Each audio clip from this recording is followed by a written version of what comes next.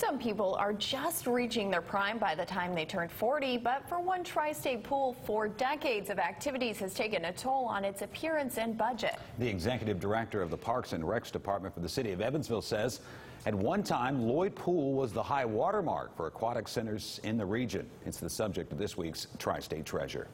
You look at indoor aquatic centers and where they've transformed. Back when it was built, this was a state-of-the-art facility, one of its kind in Indiana, because it was an indoor, full year-long aquatic center. Despite having competition-length lanes and 1 million gallons of water, Lloyd Pool still finds it challenging to accommodate one group of swimmers in particular. So one of the biggest users of this current pool is our high school swim teams. That would be the 5 public high schools as right now, and Mater Dei uses it.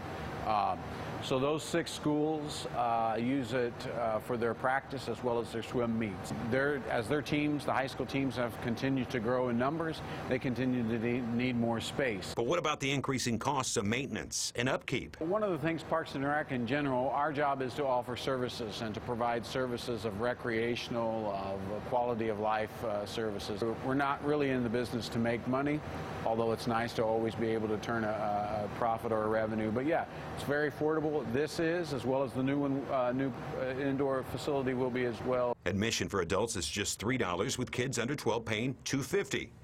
And before making waves at the Olympic Games, the facility's most famous patron, Lily King, raised concerns with area planners and the need to replace Lloyd Pool. Since that announcement, the Parks and Recs Department has seen an uptick in participation by other aspiring swimmers in the area. That does wonders. I think people will tell you that the high school as well as the lower level swim teams, the travel swim teams, have seen an increase due in part to the success of Lily King.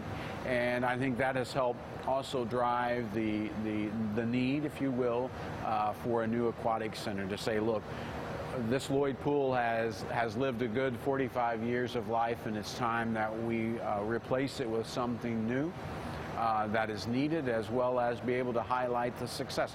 As far as what comes with the new pool, Holtz shares the vision of the planners moving forward. So you're going to see at the new aquatic center what we call a stretch 50 pool. So it's going to allow us to have more lanes that are 50 meter. We can also change the design of that, so we can allow swimming meets to take place in part of that pool as well as practice. The new Deaconess Aquatic Center will help alleviate some of those conflicts with both a competition pool as well as a separate recreational pool for the general public. And as far as the future of Lloyd Pool, after the plug is pulled, Holt says the building will be demolished with no plans yet in place for that existing property. But until then, swimming enthusiasts will still have plenty of time to take a dip in this tri-state treasure. Tommy Mason, 44 News.